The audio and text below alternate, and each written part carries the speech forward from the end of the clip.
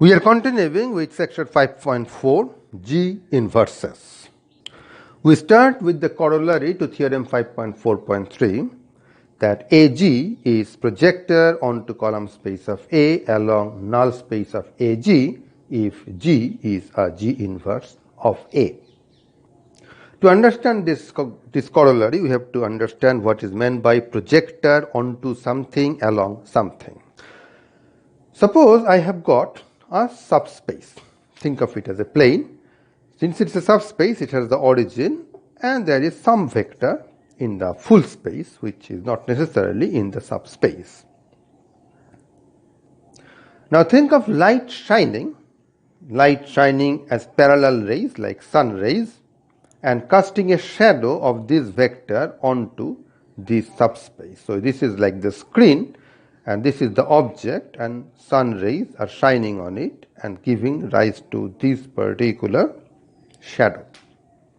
Then we say that this shadow is the projection of this vector onto this plane along the direction of the sun rays. In this statement, pay special attention to these things. There is a screen on which the shadow falls, that is a subspace, and also there is the direction along which the sun rays come, that is basically another subspace. So in this example, this is a two-dimensional subspace and this one is the subspace which is given by the line. This is the line passing through the origin, so it's a subspace of dimension 1.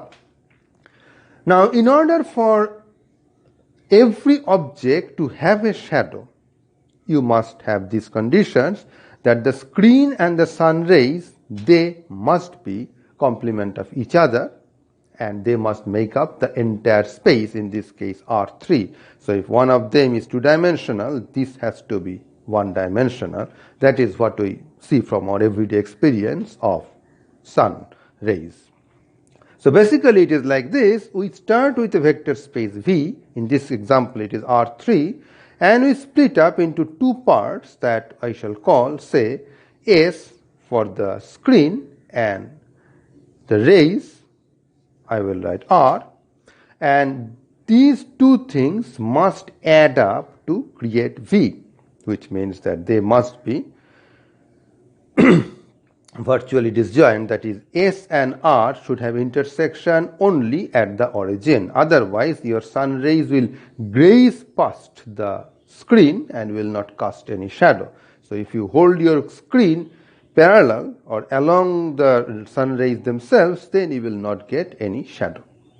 So, and they must form the entire thing, because otherwise if you take the screen itself as a line and the sun rays another line, then for many things the shadow will not hit the screen at all. It will go past it. So you need this condition. And when you have this condition, then for every vector V, you can have a unique vector in S, another unique vector in R, such that V equal to S plus R. And we say that S is the projection of V onto S along R, and this is the analogy to keep in mind. Now it is not difficult to see that if I lengthen this object to twice its length, then the shadow will also be twice its length. Similarly, if I take not just a single vector but a parallelogram, in that case the shadow will also be another parallelogram.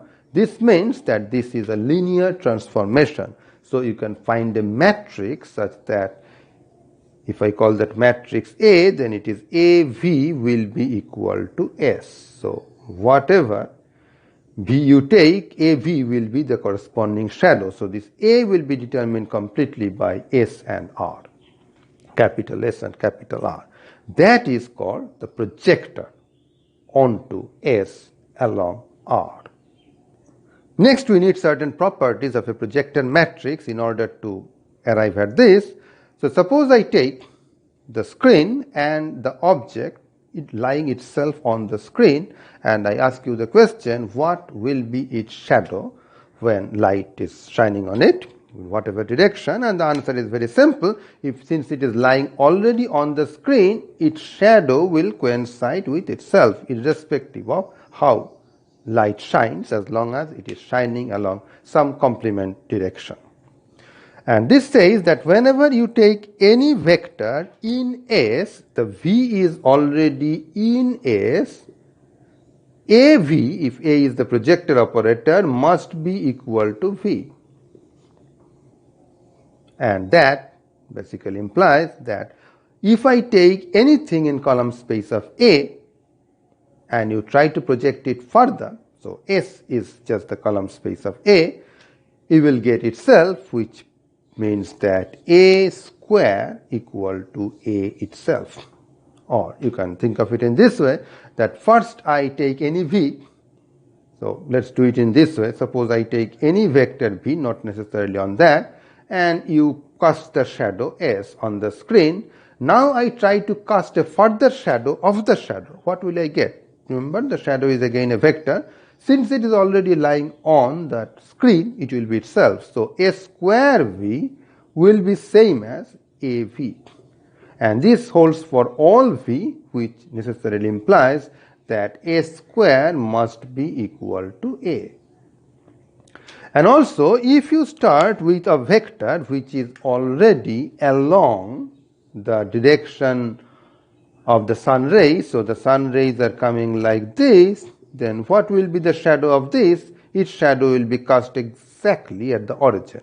So if anything is already along the sun rays, in that case, that will be killed.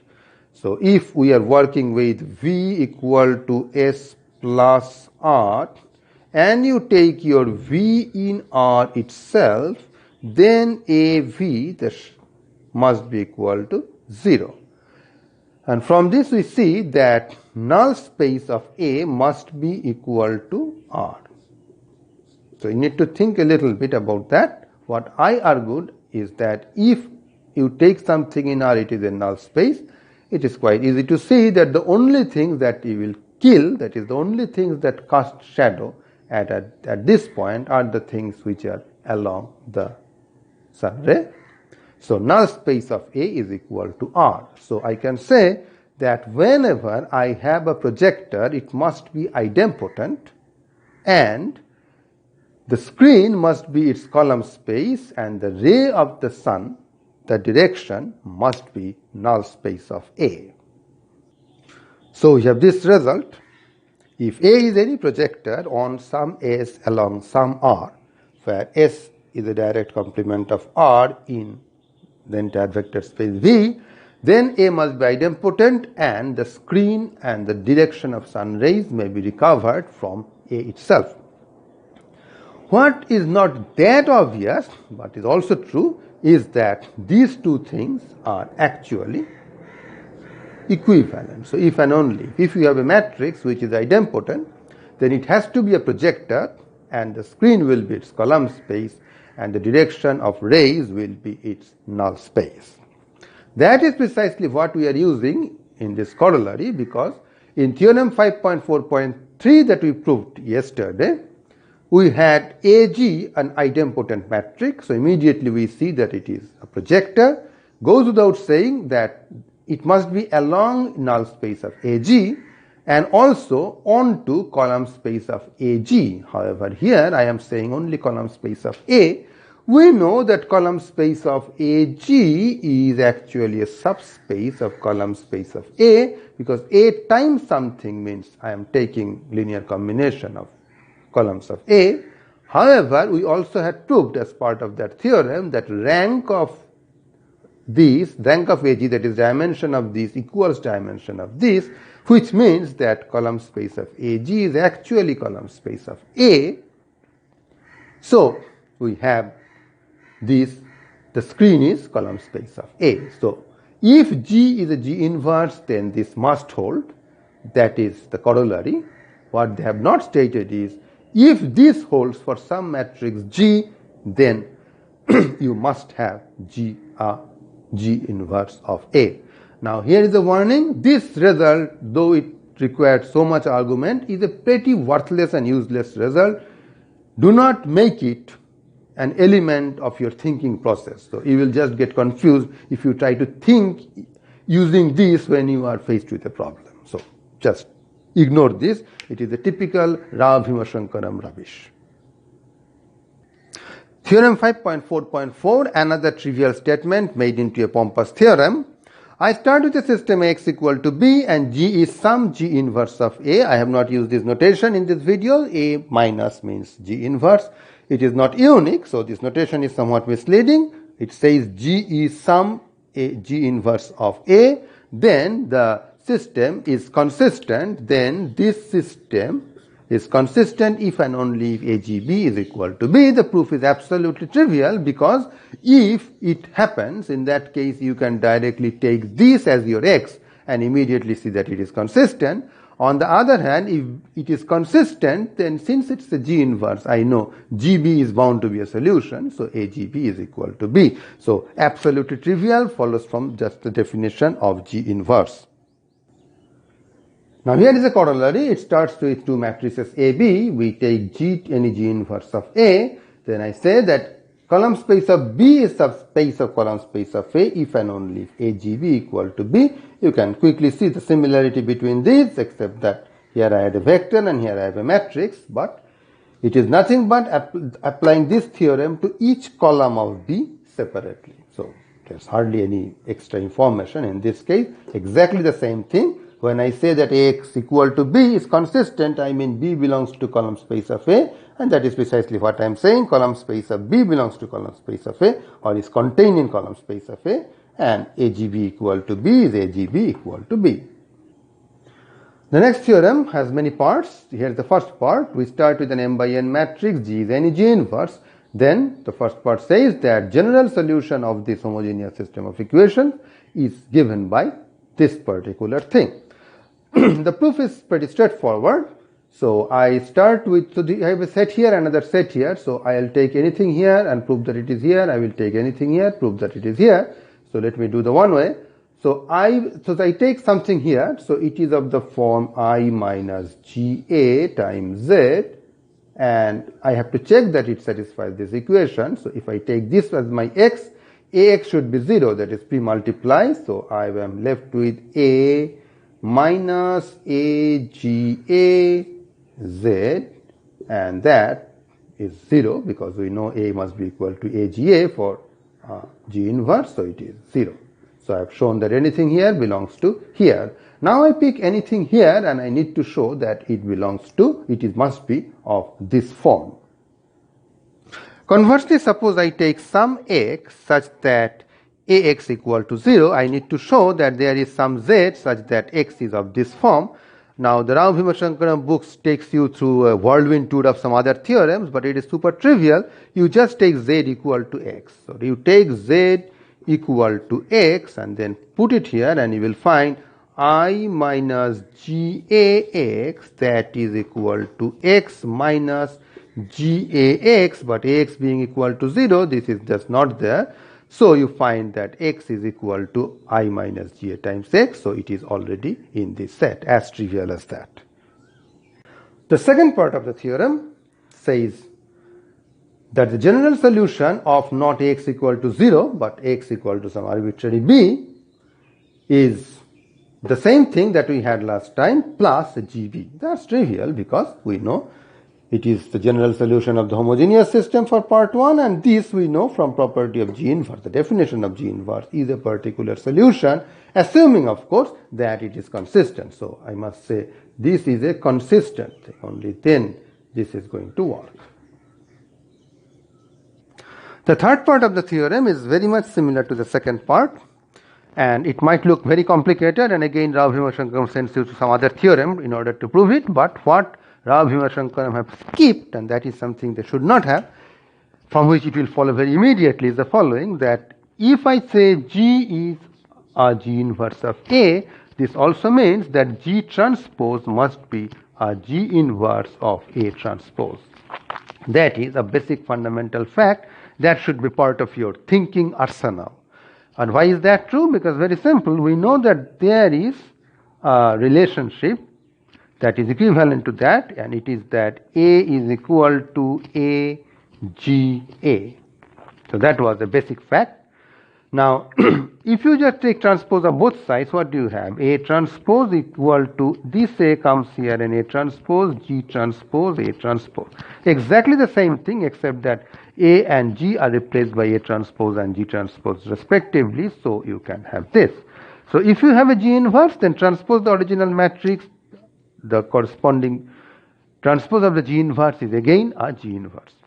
And that's precisely what we apply to part 2 to get part 3. So when I said that I have a solution, a general solution of this, oh, I again forgot to write that it has to be consistent, otherwise you cannot talk about a solution. So it's a consistent system. What does this mean? This basically means A transpose Y equal to C.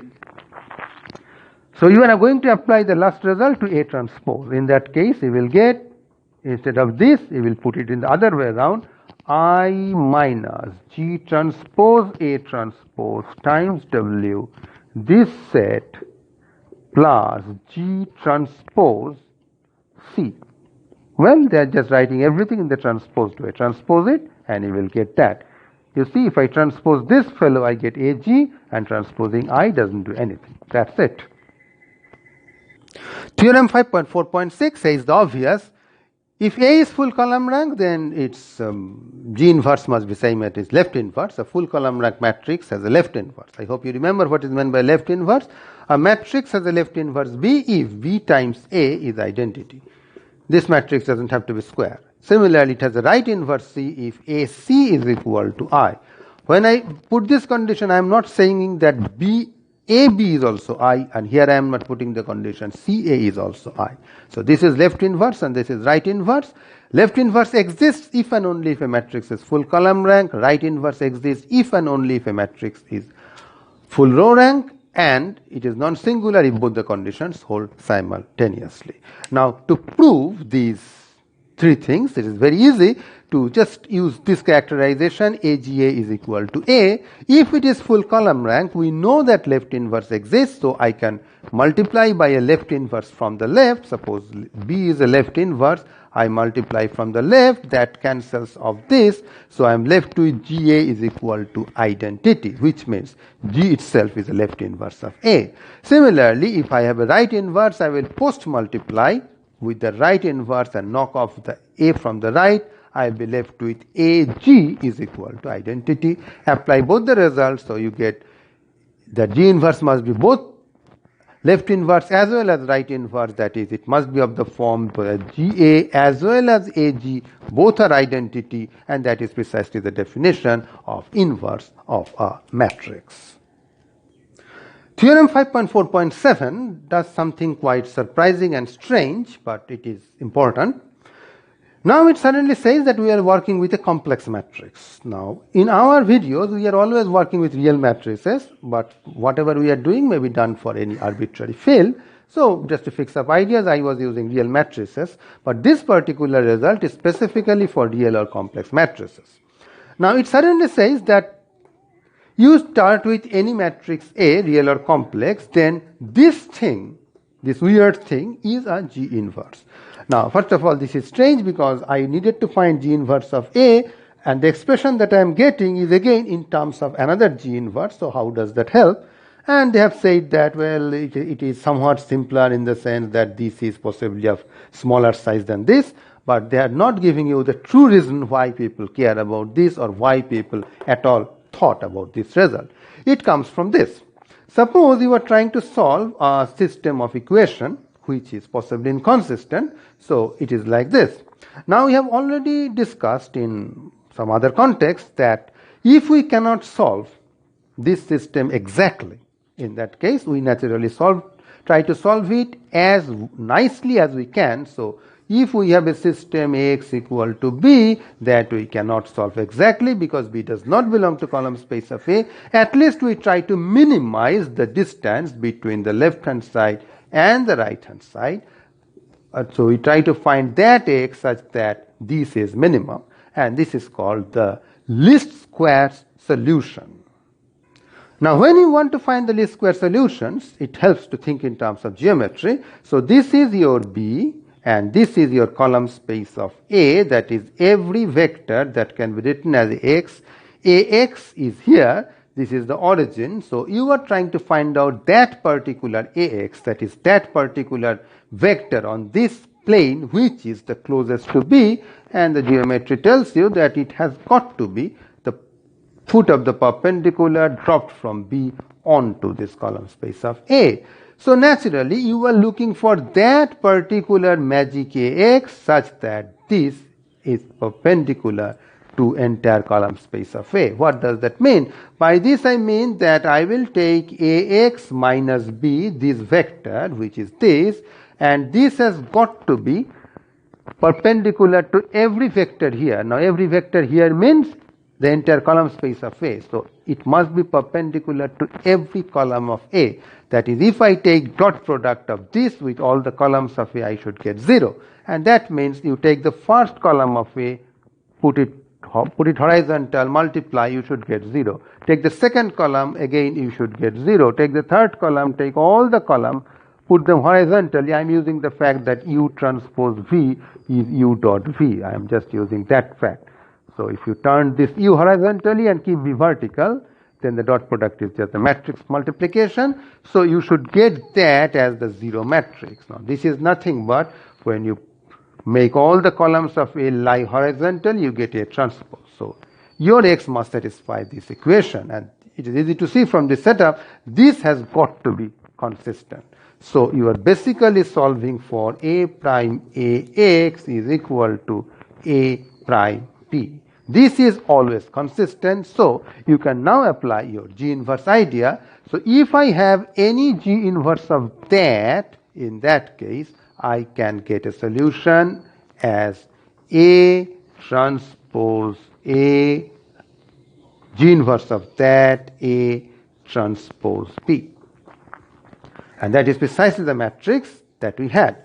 So this entire discussion was for the case where B can be just anything arbitrary, need not be lying in the column space of A. But I am not precluding the possibility that B can actually lie in column space of A, in which case this minimum will be 0, it will be directly here.